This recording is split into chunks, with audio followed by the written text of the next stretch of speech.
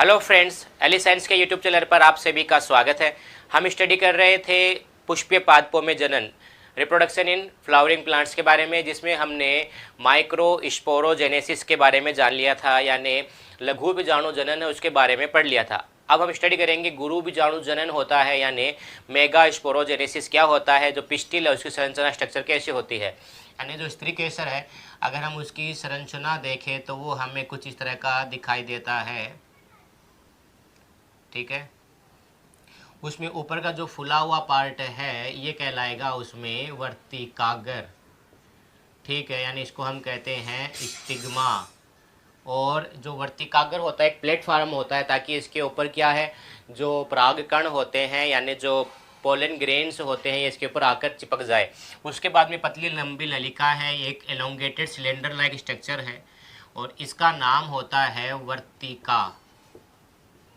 ठीक है, या हम इसको बोलते हैं स्टाइल। और फिर इसका सबसे नीचे का जो फुला हुआ भाग है वो कहलाता है अंडाशय, या हम इसको कहते हैं ओवरी। तो ये पार्ट इसका हो गया ओवरी। और मैंने आपको पिछले चैप्टर में बताया भी था, यानी पिछले वीडियो में बताया भी था कि जो पिस्टिल होते हैं इनकी संख्या एक भी हो सकती है और बहुत सारे भी हो सकते हैं। मैं सिंपल सा दिखा देता हूँ। जैसे एक पिस्टिल हो गया हमारे पास, फिर ये दूसरा पिस्टिल हो गया, ये तीसरा पिस्टिल हो गया, ये चौथा पिस्टिल हो गया, पांचवा पिस्टिल हो गया, छठा पिस्टिल हो गया, ऐसे बहुत सारे हो सकते हैं। तो ये पिस्टिल है, यानी इसको हम क्या बोलते हैं, स्त्री केसर। पिस्टिल हम स्त्री केसर भी कहते हैं इनको हिंदी में। ठीक है, तो ऐसे बहुत सारे स्त्री केसर होते हैं। तो अगर ये एक है तो हम इसको बोल देंगे एक अंडपी। मैंने आपको बताया था स्त्री केसर को हम एक शब्द काम में लेते हैं, अंडप। ठीक है, यानी हम कार्पल भी कहते हैं पिस्टिल के लिए, हम एक वर्ड दूसरा काम में लेते हैं कार्पल।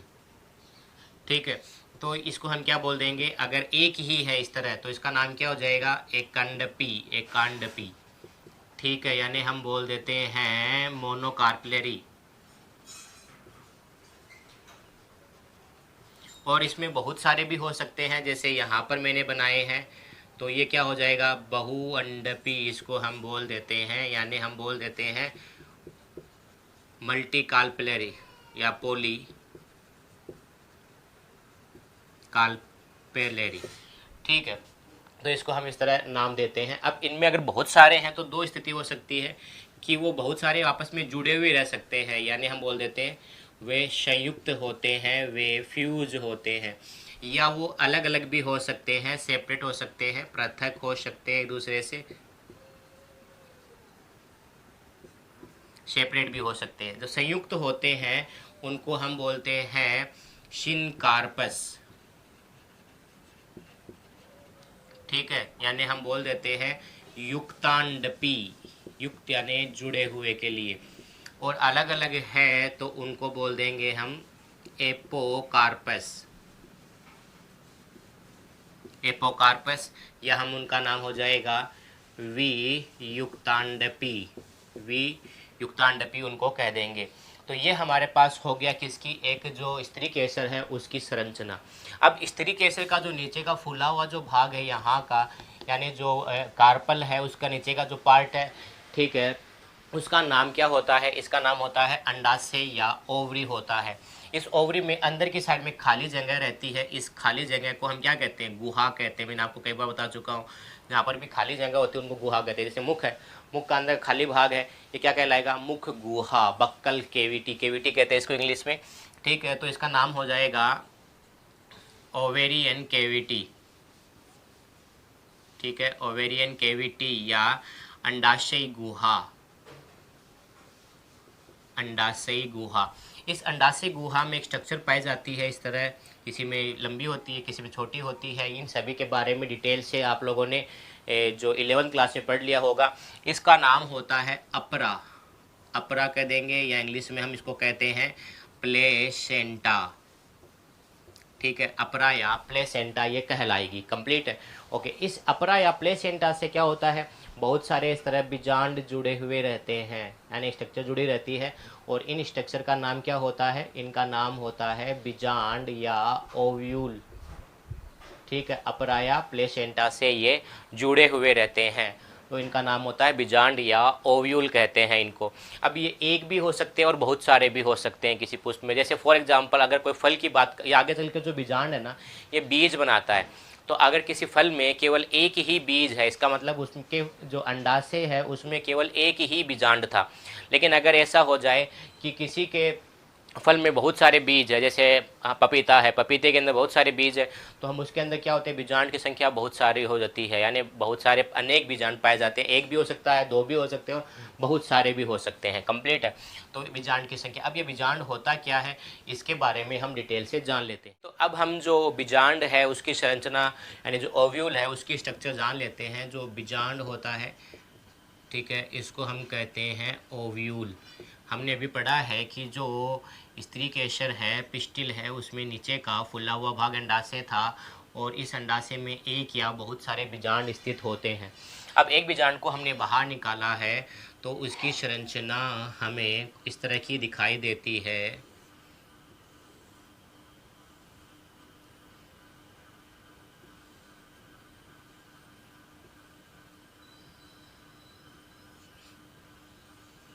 ओके, तो एक बीजांड की संरचना हमें कुछ इस तरह की दिखाई देती है।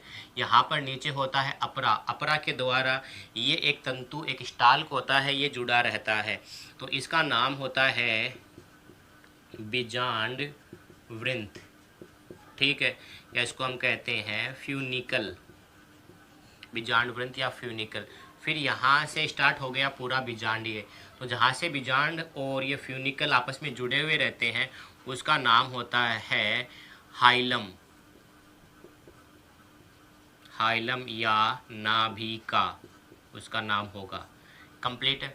उसके बाद में ये पूरा बीजांड स्टार्ट हो गया। बीजांड में क्या होते हैं, दो आवरण होते हैं जो मैंने यहाँ पर बनाए हुए हैं, ठीक है, दो लेयर्स होती है।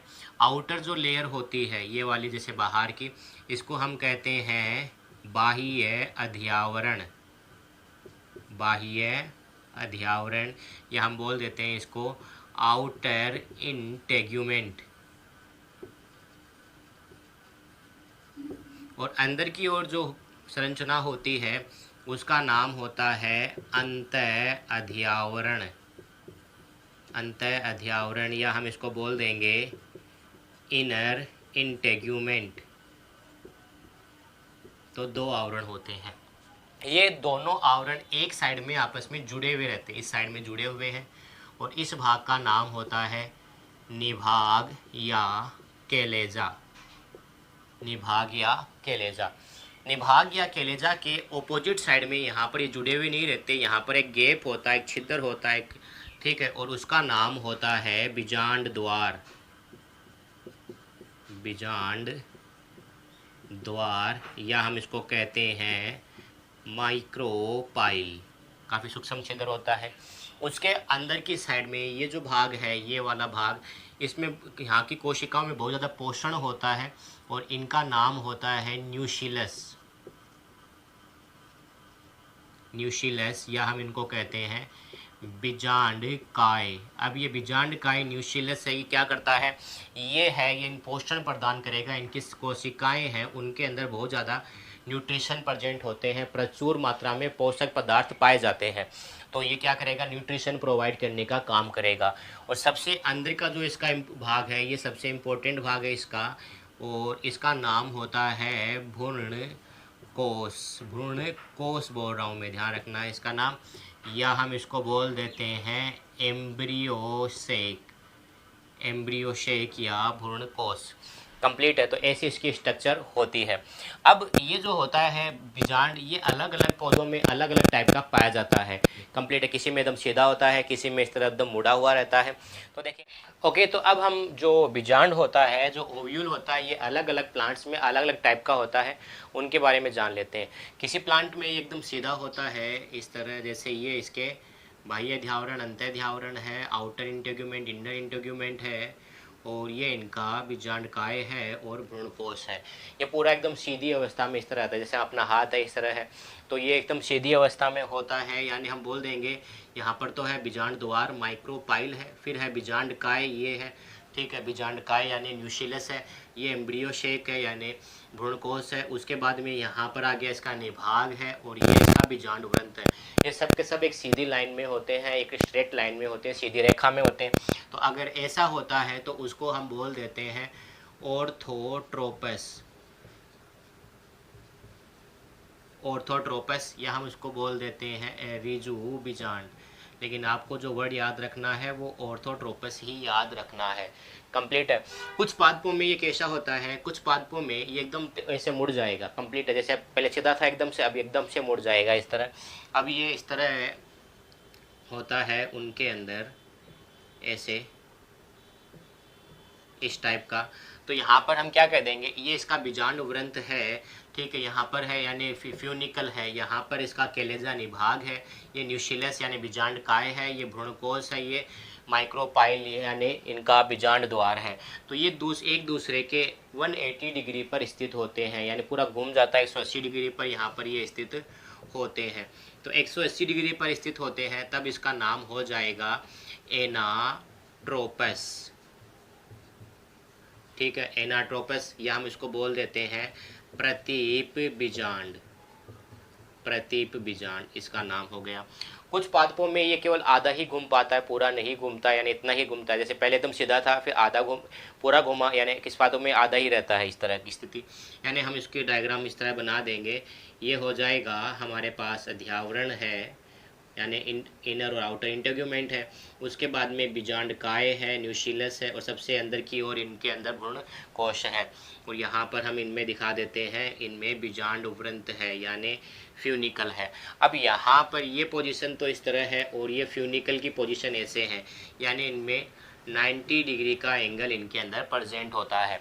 अब 90 डिग्री का कोण जब पाया जा रहा है, यानी ये हाफ ही घुमा है, पूरा नहीं घुमाना, आधा ही घुमा है। हाफ को हम क्या कहते हैं, हेमी कहते हैं, और उसी से नाम बन गया हेमी एना है ये, सॉरी, ठीक है, एनाट्रोपस, हेमी एनाट्रोपस, या हम इसको हिंदी में कह देते हैं ये है अर्ध प्रतीप बीजांड। अर्ध प्रतीप बीजांड इसका नाम हो गया। कंप्लीट है, ओके। उसके बाद में क्या होता है, कुछ पादपों के अंदर, कुछ प्लांट के अंदर ये हेमी एनाट्रोपस ही है, यानी ये अर्ध प्रतीप ही होता है, ठीक है। लेकिन अर्ध प्रतीप में इनका जो आगे का जो पार्ट होगा वो थोड़ा सा इस तरह मुड़ जाएगा, यानी इनका जो न्यूशिलस सॉरी अध्यावरण है वो इस तरह मुड़ जाएगा। इनका जो बीजांड काय है ये भी थोड़ा मुड़ जाता है, इनका भ्रूणकोश है ये भी मुड़ जाता है, यानी इनर इंटेग्यूमेंट आउटर इंटेग्यूमेंट है वो थोड़ा कर्व हो जाते हैं, ठीक है, कर्व हो जाते हैं, और ऐसी पोजीशन इनके अंदर प्रेजेंट होती है। 90 डिग्री पर तो होते ही हैं, लेकिन ये थोड़ा सा क्या होते हैं, कर्व हो जाते हैं, बोल देते हैं वक्रित हो जाते हैं, ये वक्रित हो जाते हैं। प्लस इनका जो है ना, यहाँ से भ्रूणकोश उसका आकार ऐसे हो जाता है, ऐसे, यानी घोड़े की नाल के जैसा, घोड़े की जो नाल होती है उसके जैसा, हम उसको बोल देते हैं हॉर्स शू जो होता है उसके जैसी स्ट्रक्चर हो जाती है। और इसका नाम क्या हो जाता है, इसका नाम हो जाता है वक्रित बीजांड। इसका नाम हो गया वक्रित बीजांड, ठीक है। इसके अंदर 90 डिग्री एंगल ही है, याद रखना है, लेकिन इनमें क्या होता है, वक्रित हो गया, ठीक है। इसको हम बोल देते हैं कंपाइलोट्रोफस।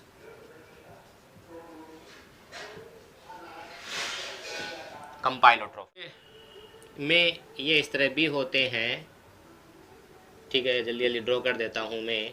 इसके जैसे ही होते हैं, इनका जो बीजांड काय है ये भी थोड़ा वक्रित हो जाएगा, भ्रूणकोश भी टेढ़ा मेढ़ा हो जाएगा, लेकिन घोड़े की नाल जैसा नहीं होगा। तो ऐसे को हम बोल देते हैं अनुप्रस्थ बीजांड। इसका नाम क्या हो जाएगा,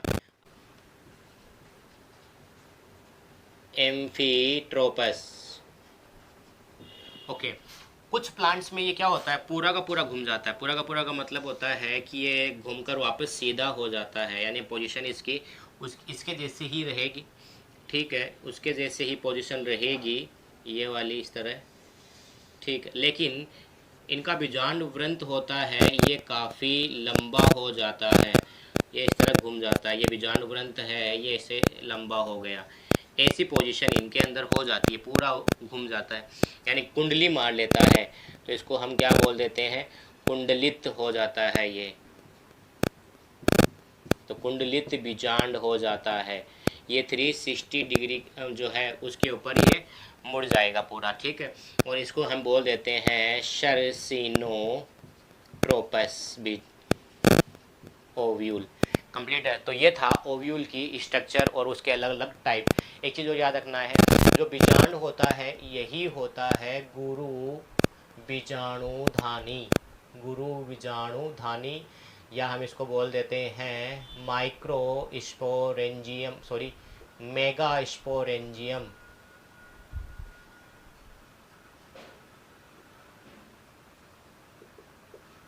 ठीक है, यानी जो ओव्यूल होता है, जो बीजांड होता है, यही क्या होता है, यही गुरु बीजाणुधानी यानी मेगा स्पोरेंजियम होता है। कंप्लीट है। जैसे हमने पढ़ा था ना, लघु बीजाणुधानी पढ़ा था, जिस उसके अंदर लघु बीजाणु बने थे, तो वैसे ही गुरु बीजाणुधानी कौन है, गुरु बीजाणुधानी है बीजांड। कंप्लीट है, यानी मेगा स्पोरेंजियम है ये। अब इनके अंदर जो गुरु बीजाणु है ये कैसे बनेगा और गुरु बीजाणु होता क्या है, उसके बारे में हम थोड़ा सा डिटेल से देखेंगे। जो गुरु बीजाणु होता है और जो गुरु बीजाणु जनन है उसके बारे में जान लेते हैं। तो देखिए, हमने पढ़ लिया कि जो बीजांड होता है, बीजांड की स्ट्रक्चर हमने इससे पढ़ी थी। ओव्यूल जो होता है यही गुरु बीजाणुधानी यानी मेगा स्पोरेंजियम है। इसके अंदर जब बनता है ये पूरा, जब फूल बन रहा होता है, जब उसका पिस्टिल बन रहा होता है और उसके अंदर बीजांड होता है, तो इसके स्टार्ट में यहाँ पर केवल एक ही कोशिका प्रेजेंट होती है, एक ही सेल प्रेजेंट होती है। और उस कोशिका, ये कोशिका 2-1 अवस्था में होती है, 2-1 फॉर्म में, यानी डिप्लॉइड होती है। द्विगुणित कोशिका इसके अंदर प्रेजेंट होती है। इस कोशिका का नाम क्या होता है, इसका नाम होता है गुरु बीजाणु मातृकोशिका। ठीक है, जैसे हमने पढ़ा था ना लघु बीजाणु मात्र कोशिका, अगर नहीं पता है तो आप पहले वो वीडियो देखें, आपको ये समझ में आ जाएगा कि ये गुरु बीजाणु मात्र कोशिका, लघु बीजाणु मात्र कोशिका होती क्या है। ये 2-1 अवस्था में है, ये डिप्लॉइड होती है, याद रखना है। फिर इनमें कोशिका का विभाजन होगा, पहले 2 कोशिका बन जाएगी। ठीक है, ये सब प्रक्रिया कहाँ हो रही है, इनके बीच में यहीं पर हो रही है। फिर 2 से इनके अंदर 3 कोशिका बन जाती है। ठीक है, 3 कोशिका बनेगी। अब ये जो कोशिकाएं हैं ये एन फॉर्म में रहेगी, ये एन है, ये भी चारों के चारों एन है। एन का मतलब हो गया अगुणित है, ये हेप्लॉइड है, गुणसूत्रों की संख्या इनमें आधी है। कंप्लीट है, क्रोमोसोम हाफ नंबर है इनका क्रोमोसोम में। अब आपको देख के बताना है कि कौन सा डिवीजन हुआ है, यहाँ पर कौन सा सेल डिवीजन है ये। तो देखिए, आप देख रहे आइडेंटिफाई कर लिया होगा, ये कौन सा है, अर्धसूत्री विभाजन है। और ये हो गया अर्धसूत्री विभाजन प्रथम, और इसको हम क्या बोल देंगे, अर्धसूत्री जो विभाजन होता है ये सेकंड है। ये मियोसिस फर्स्ट है। ठीक है, मियोसिस फर्स्ट है और उसके बाद में मियोसिस सेकंड होता है। ठीक है, अब इसमें क्या हुआ कि इनके अंदर जो 3 सेल है ना, ये डीजनरेटेड हो जाती है, यानी नष्ट हो जाती है, ये हो जाएगी डीजनरेटेड, डिजेनरेटेड हो जाती है। 3 सेल्स है इसमें, नष्ट हो जाएगी, केवल एक कोशिका है ये वाली बाकी रहेगी। और इसका नाम क्या होता है, गुरु बीजाणु इनका नाम होता है। इनका नाम हो गया मेगा स्पोर। वैसे तो 4 मेगा स्पोर बनते हैं, 4 मेगा स्पोर बनेंगे, 4 गुरु बीजाणु बनेंगे, लेकिन 3 उसमें से नष्ट हो जाएंगे। 3 गुरु बीजाणु नष्ट हो जाते हैं, डिजनरेटेड हो जाते हैं, केवल एक गुरु बीजाणु मेगा स्पोर बाकी रहेगा। ठीक है, फिर ये जो मेगा स्पोर है गुरु बीजाणु, इसको मैं यहाँ निकाल देता हूँ। इसका न्यूक्लियस है ये एन फॉर्म में है, सॉरी 2-1 नहीं है, एन फॉर्म में है। अब इनके अंदर क्या होता है, केवल न्यूक्लियस का डिवीज़न होता है। पहले ये 2 न्यूक्लियस बना लेगा, यानी बाई न्यूक्लिएटेड सेल हो जाती है। फिर 2 से क्या करेगा, ये 4 न्यूक्लियस इसके अंदर बना लेता है। ठीक है, 4 न्यूक्लियस बनाएगा। 4 से कितने बनते हैं आप डिवाइड करके बता सकते हो, तो ये 4 से फिर 8 न्यूक्लियस बनाएगा। डिवाइड नहीं होता, मल्टीप्लाई होता है।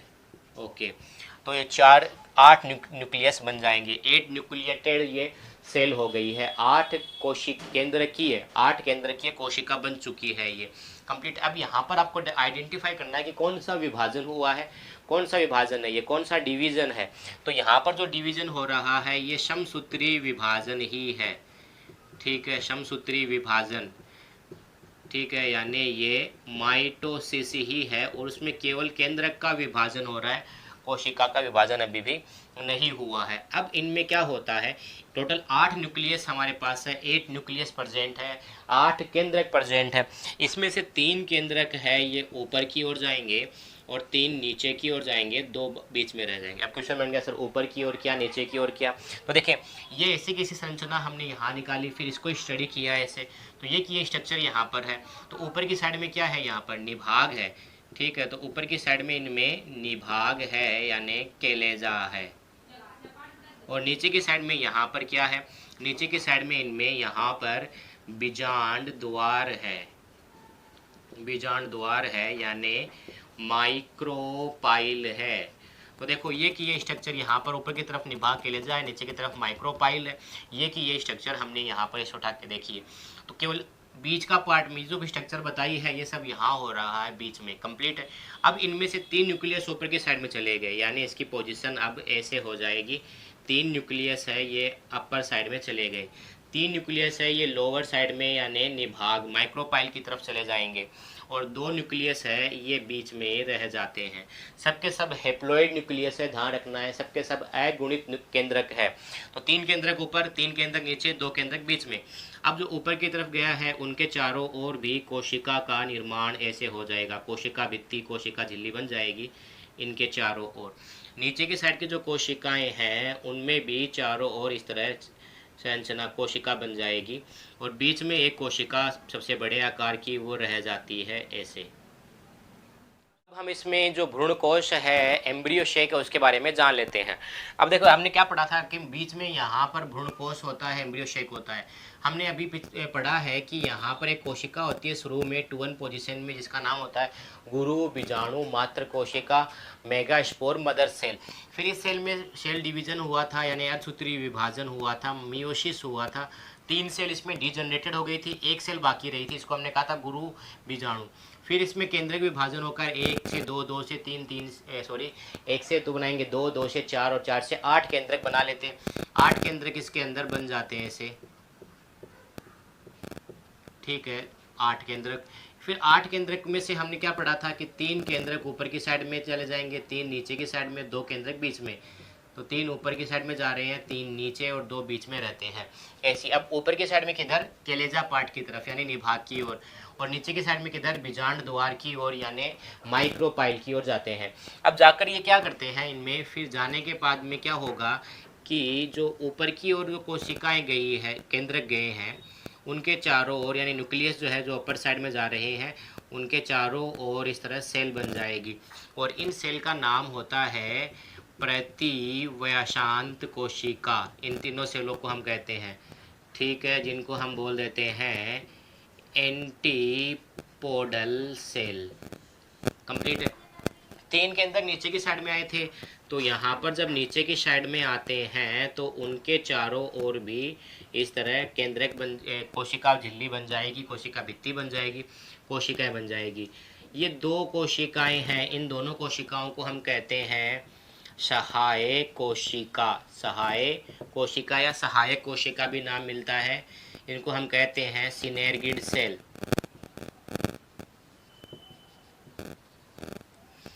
ठीक है। उसके बाद में क्या होता है, इनके बीच में यहाँ पर एक बड़ी कोशिका रहती है इस तरह। देखिए इसमें 2 केंद्रक है ना, ये दोनों केंद्रक इस कोशिका के अंदर है। तो ये जो सबसे बड़ी साइज की कोशिका है इसको हम कहते हैं केंद्रीय कोशिका। केंद्रीय कोशिका या हम बोल देते हैं इनको सेंट्रल सेल, इसका नाम हो जाता है।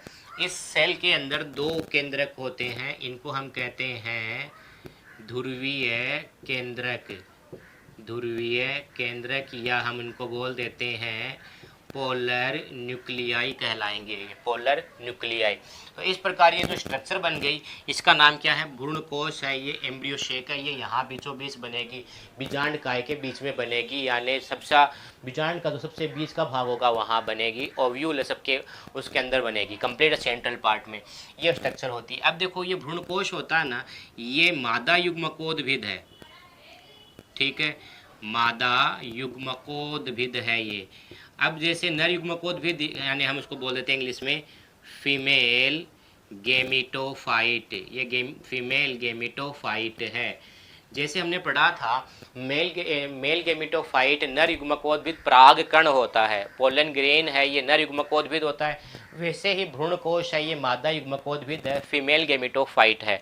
ठीक है, यानी परागकण के समतुल्य है, जैसा परागकण होता है नर में वैसा ही यहाँ पर है भ्रूणकोश। अब मैंने आपको बताया था युग्मकोद्भिद क्या होते हैं। युग्मकोद्भिद यानी गेमिटोफाइट उनको कहते हैं जो युग्मक बनाते हैं, जिनसे क्या बनते हैं, गेमिट बनते हैं। तो यहाँ पर कौन सा गेमिट बन जाएगा, मादा युग्मकोद्भिद है तो मादा गेमिट बन जाएगा, फीमेल गेमिट बन जाएगा, कंप्लीट मादा युग्मक बन जाएगा। तो मादा के लिए चिन्ह हमने बताया था, नर का चिन्ह तो कौन सा होता है, नर ने पगड़ी पहनी है और मादा ने साड़ी बांधी है, ऐसे कर याद कर सकते हो आप उनको। ओके, तो ये हो गया हमारे पास नर युग्मकोद्भिद। अब इसका मतलब क्या है, इसमें क्या बनेगा, male gamete sorry female gamete मादा युग्मकोद्भिद बनेगा। तो ये जो कोशिका है इसका नाम मैंने नहीं लिखा, ये मादा युग्मक ही होता है, यानी ये मेल गेमिट है और इसका नाम होता है अंड कोशिका। ठीक है, यानी हम बोल देते हैं एग सेल। और यही क्या है इसके अंदर, ये फीमेल गेमिट है, मादा युग्मक है इसके अंदर, कंप्लीट है। इन दोनों को, तीनों को मिलाकर यानी अंड कोशिका और सहायक कोशिका है, इनको मिलाकर हम कहते हैं अंड उपकरण। ठीक है, एग एपार्टस, एग एपार्टस हम इनको कहेंगे। अब एक चीज़ और याद रखना है, इनके अंदर जो सहायक कोशिका है उनके अंदर फिलामेंट लाइक स्ट्रक्चर होती है, तंतु जैसी संरचना यहाँ पर प्रेजेंट होती है। ठीक है, जिनको हम कहते हैं फिलीफॉर्म एपार्टस, फिलीफॉर्म एपार्टस इसका नाम होता है, या हिंदी में कह देते हैं हम तर्कुरूपी समुच्चय, तर्कुरूपी समुच्चय कहते हैं। अब ये काम क्या करता है आगे हम पढ़ेंगे कि एक पोलन ट्यूब बनती है, पराग नलिका जैसे मैंने प्राकरण में बताई थी ना, वो इसके अंदर आती है, भ्रूणकोश के अंदर आती है, तो उसमें आने में सहायता करते हैं ये जो फिलीफॉर्म एपार्टस है, तर्कुरूपी समुच्चय है, कंप्लीट। अब एक चीज़ याद रखना है, देखिए यहाँ पर ये पूरा जो भ्रूणकोश बना ये किससे बना है, केवल एक ही गुरु बीजाणु से बना है, सभी गुरु बीजाणु से, सभी मेगा स्पोर से नहीं बनता।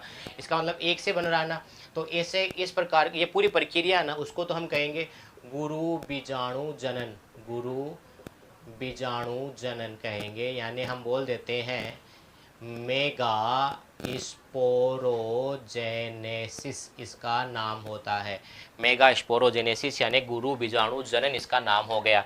अब देखो ये नाम की परिभाषा क्या हो जाएगी कि जो मेगा स्पोर मदर सेल है उससे पूरा एम्ब्रियो सेक डेवलपमेंट की जो प्रोसेस है उसको हम क्या बोलते हैं, मेगा स्पोरोजेनेसिस कहेंगे, यानी गुरु बीजाणु मात्र कोशिका से पूरे के पूरे भ्रूणकोश के निर्माण की जो प्रक्रिया है वो क्या कहलाएगी, गुरु बीजाणु जनन कहलाएगी। इसका निर्माण किन से होता है, केवल एक ही गुरु बीजाणु से हो रहा है ना, तो एक ही गुरु बीजाणु से हो रहा है तो हम इसको बोल देते हैं एक बीजाणुज विकास, एक बीजाणुज विकास हम इसको कह देते हैं, यानी हम इनको बोल देते हैं मोनोस्पोरिक डेवलपमेंट, मोनोस्पोरिक डेवलपमेंट इनका नाम होता है।